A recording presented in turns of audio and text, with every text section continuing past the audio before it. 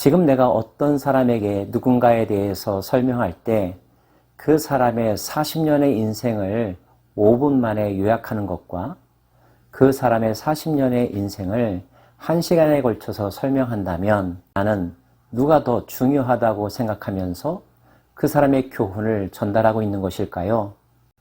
당연히 후자의 경우이겠죠. 역대기가 그러합니다. 역대기는 사울 집안의 족보를 소개하고 사울의 인생을 다루고 있지만 사울의 이야기를 한 페이지로 요약하고 있습니다. 9장 끝부분에서는 사울 집안의 족보를 다시 한번 설명했지요. 그것은 그들이 예루살렘에서 산 첫 번째 왕이었기 때문입니다. 10장에 가면 사울의 죽음 이야기를 다루고 있습니다. 그의 생애에 대해서는 생략했다는 의미겠죠? 사울의 마지막은 어떠했을까요? 이미 말씀드린 바처럼 사울은 전쟁터에서 죽음을 맞이했습니다. 그와 전쟁했던 세력은 블레셋이었습니다. 블레셋과의 전쟁에서 밀려 멀리 길보아 산까지 후퇴할 수밖에 없었는데요. 거기서도 역전의 발판을 마련하지 못하고 자신의 세 아들이 죽음을 당했고 그마저도 마지막을 맞이하게 됩니다. 타민족에 의해서 죽음당하는 것을 수치스럽게 여겼던 사울은 스스로 자결을 선택하죠. 사울이 자기의 무기를 가진 자에게 이르되 너는 칼을 빼어 그것으로 나를 찌르라. 할례받지 못한 자들이 와서 나를 욕되게 할까 두려워하노라. 그러나 그의 무기를 가진 자가 심히 두려워하여 행하기를 원하지 아니하매 사울이 자기 칼을 뽑아서 그 위에 엎드러지니 무기 가진 자가 사울이 죽는 것을 보고 자기도 칼에 엎드러져 죽으니라. 이와 같이 사울과 그의 세 아들과 그 온 집안이 함께 죽으니라. 편안하게 죽음을 맞이하는 것, 자연사하는 것, 모든 사람의 소망일진데 사울은 그렇게 되지 못했습니다. 전쟁터에서 치열하게 고생하다가 결국 스스로 목숨을 끊을 수밖에 없었던 그의 마지막 순간. 왜 그렇게 되었을까요? 그 이유를 성경은 이렇게 우리에게 전해주고 있습니다. 사울이 죽은 것은 여호와께 범죄하였기 때문이라. 그가 여호와의 말씀을 지키지 아니하고 또 신접한 자에게 가르치기를 청하고 여호와께 묻지 아니하였으므로 여호와께서 그를 죽이시고 하나님의 허락하심 속에서 그가 마지막을 맞이했다는 뜻인데요. 그렇게 된 이유는 그가 하나님을 거역했기 때문이라는 거죠. 하나님께 묻지 아니하고 신접한 무당을 찾았습니다. 말씀에 불순종했습니다. 그래서 유명한 말씀이 있지 않습니까? 순종이 제사보다 낫다는 말이요. 제사를 핑계대고 자기의 뜻대로 자기 방식에 옳은 대로 행동하는 것 결코 하나님을 기쁘시게 할 만한 것이 아니라는 것입니다. 누군가가 충고하고 예언해 줬을 때 순간순간 자신의 잘못을 뉘우쳤고 감정을 다스렸던 적이 있기는 했지만 그것은 일시적이었을 뿐 완전한 변화로 이어지지는 못했습니다. 결국 한 번, 두 번, 그리고 연이은 그의 패착은 하나님의 진노를 되돌리지 못했죠. 하나님은 그 왕국을 사울 집안이 아닌 다윗 집안에게 주기로 하셨던 것입니다. 역대기는 그의 죽음의 장면과 더불어 그의 시신이 어떻게 처리되었는지도 전해주고 있습니다. 골짜기에 있는 모든 이스라엘 사람이 그들의 도망한 것과 사울과 그의 아들들이 다 죽은 것을 보고 그 성읍들을 버리고 도망하며 블레셋 사람들이 와서 거기에 거주하니라. 여기에 등장하는 골짜기란 이스르엘 골짜기를 말합니다.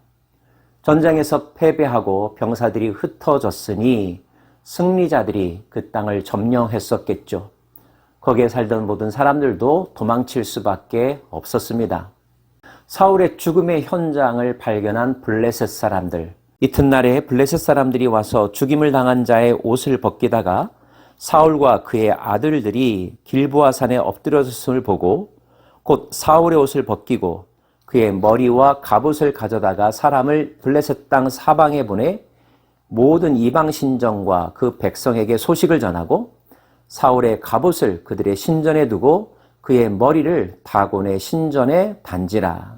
적군의 왕이 죽음당했으니 승리를 확신했겠죠. 그들의 기쁨은 하늘을 치솟을 정도였을 것입니다. 그들은 사울의 죽음을 온천하에 알리며 자신들의 힘을 과시하려고 했습니다. 사울의 갑옷과 사울의 시신이 함부로 다루어지는 것을 알 수가 있습니다. 뿐만 아닙니다. 그들은 사울의 목을 베어서 그 목을 다곤 신당에 바쳤다고 합니다. 고대 전쟁에서는 전쟁에서의 전리품을 그들이 섬기는 신 앞에 갖다 드림으로써 자신들의 신을 기쁘게 하는 것을 전통으로 여겼죠. 블레셋 사람들은 사울과의 전쟁에서의 승리를 통하여서 자신들이 섬기는 신의 위대함을 알리고자 했던 것입니다. 하나님의 입장에서는 사울의 실수로 말미암아 하나님의 영광이 가리워졌고 하나님의 권위, 하나님의 이름조차 땅바닥에 떨어지는 것과 같은 일을 겪게 된 것입니다. 우리의 어떤 행동과 우리의 실패의 내용들을 통하여서 자신뿐만 아니라 우리들이 섬겼던 하나님의 이름도 사람들에게 업신여김 당할 수도 있다는 사실, 결코 그런 일이 일어나서는 안 된다는 것을 마음속에 새길 수 있기 원합니다. 예상을 뒤엎은 아름다운 이야기가 있습니다. 야베스 길르앗 사람들의 이야기입니다. 야베스 길르앗은 길보아산 전투가 일어난 곳에서 동쪽으로 떨어진 요단 동편의 한 마을입니다. 야베스 길르앗 사람들이 전쟁에 관한 이야기를 듣고 사울이 죽었다는 현장으로 찾아옵니다. 그리고 그들은 사울의 남은 시신을 수습하여 자신들의 마을로 가져가 장사 지내줍니다. 7일 동안이나 애곡하면서 말이죠. 블레셋 사람들의 창과 칼이 여전히 있다는 것을 생각한다면 이 행동이야말로 목숨을 건 것이라 할 수 있습니다. 그렇게까지 야베스 길르앗 사람들이 한 이유는 무엇일까요? 사사시대로 거슬러 올라가 볼까요? 이스라엘의 11지파와 베냐민 지파 사이에 내전이 있었다고 말씀드렸습니다. 그 내전을 결정하는 과정에 있어서 야베스 길르앗 사람들이 회의에 참석하지 않았고 그 이유 때문에 야베스 길르앗 사람들도 11지파로부터 공격을 받았습니다. 내전의 결과는 베냐민 지파의 대패배였습니다. 많은 병사들이 죽고 결국 600여 명 정도의 장정들만 남았을 뿐이었죠. 상황이 이렇게 되자 나머지 11지파들은 베냐민 지파를 살리기로 했습니다. 그래서 베냐민 지파의 600명의 사람들과 야베스 길르앗의 남은 사람들 가운데 처녀들을 짝지어줘서 그 가문을 이어가도록 했던 것입니다. 다른 말로 하면 베냐민 지파와 야베스 길르앗 사람들은 서로 사돈 관계를 맺었다고 할 수 있습니다. 사울 시대에 암몬 사람들이 야베스 길르앗을 쳐들어와서 위협을 가했던 적이 있었습니다. 그때 사울은 병력을 이끌고 가서 암몬 사람들을 물리치고 야베스 길르앗 사람들을 구해준 적이 있고요.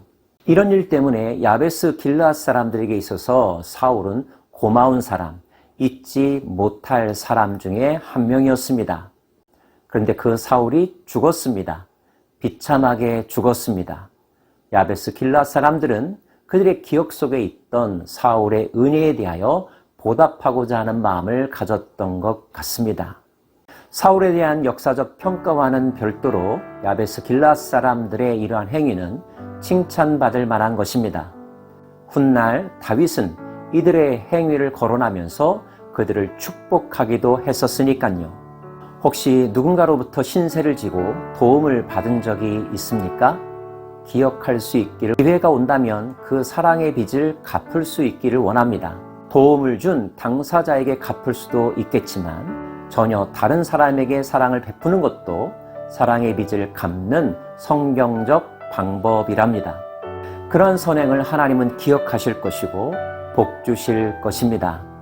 그러한 행동이야말로 분쟁을 끝내고 복수를 끝내고 화해의 시대, 평화의 시대를 여는 첫 발걸음이 아니겠는지요. 우리 모두 화평케 하는 자의 삶을 살아갈 수 있기 원합니다. 기도합시다.